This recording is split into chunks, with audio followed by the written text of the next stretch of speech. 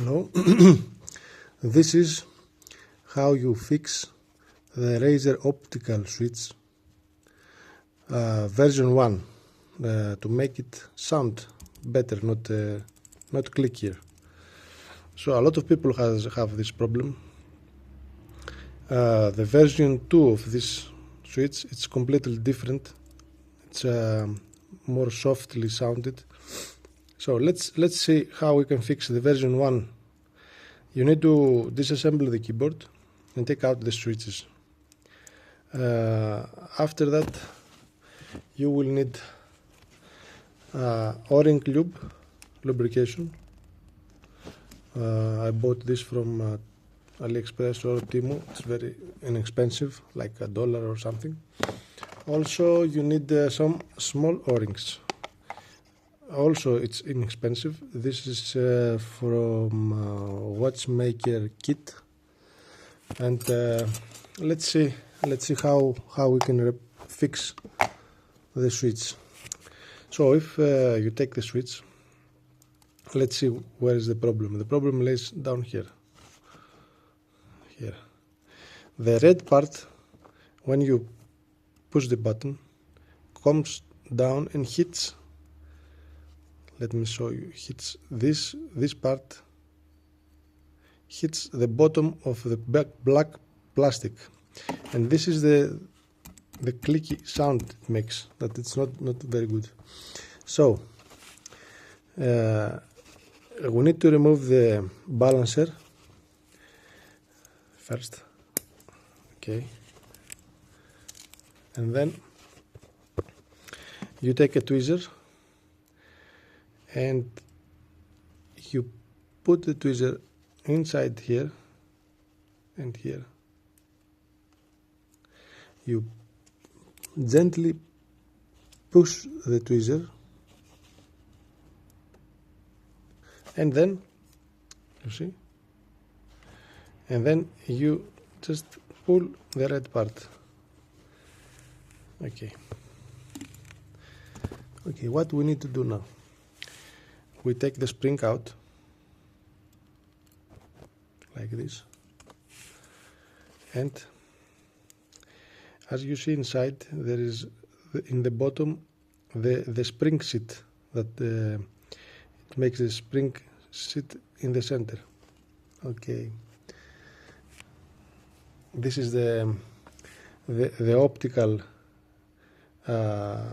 working mechanism that allows to light to pass from this to this side. So you need this to be clean. You need to be careful. So what do we need to do? We take a little bit of lube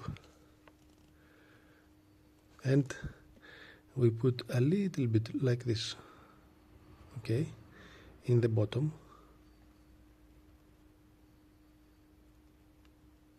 Okay, and then we take this O-ring, the biggest one. It doesn't have to be the same exactly, but approx the same. It might be a slight different. Doesn't matter.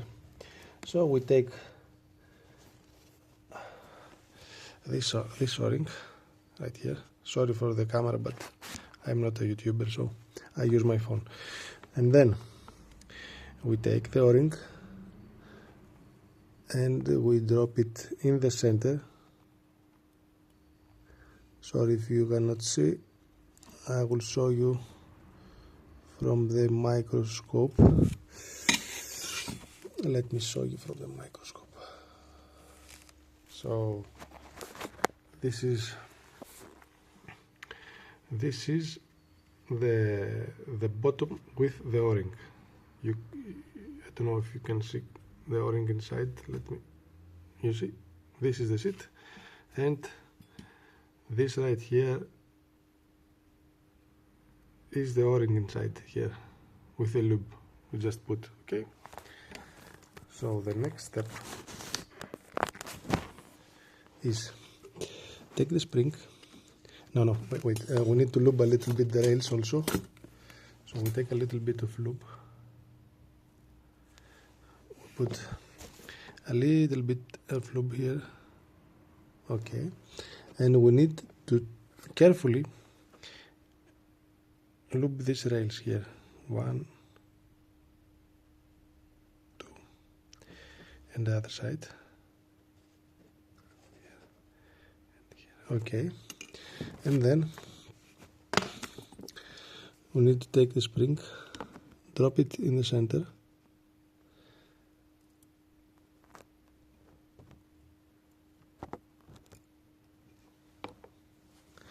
and we need to just assemble the switch.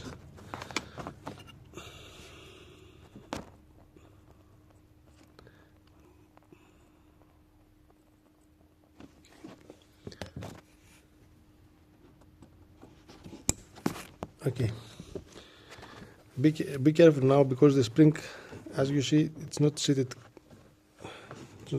very good. We need to gently push it to the center like this. Okay, now the spring is in position and the switch is ready. But don't forget that we don't put this. This we don't need. It's better without it. It's helping from the sound, and you don't need it because it's optical switch. So it's not make a difference without it. So let me see if I have.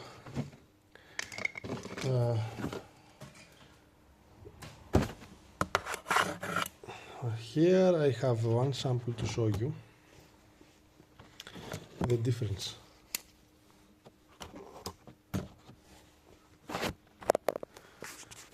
So here we have one key without repair and one key repaired. So listen to the difference.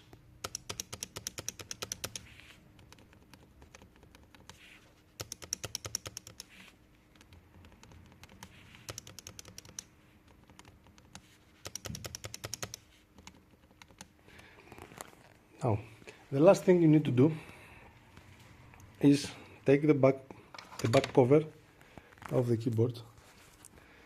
This is the back cover, and put a little bit of foam. It's simply packaging foam. It's nothing. With a little bit of double-sided tape. You need to fill all these gaps for better sound, even better sound. Listen this. This is the space bar.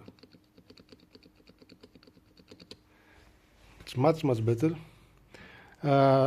This way you don't change the actuation point. The actuation point stay the same. 0.1 millimeter. It's the same. Like when you just touch the key, it will activate. This is just the normal. The only difference, it will be in the sound. So that's it. I hope I helped someone. Goodbye.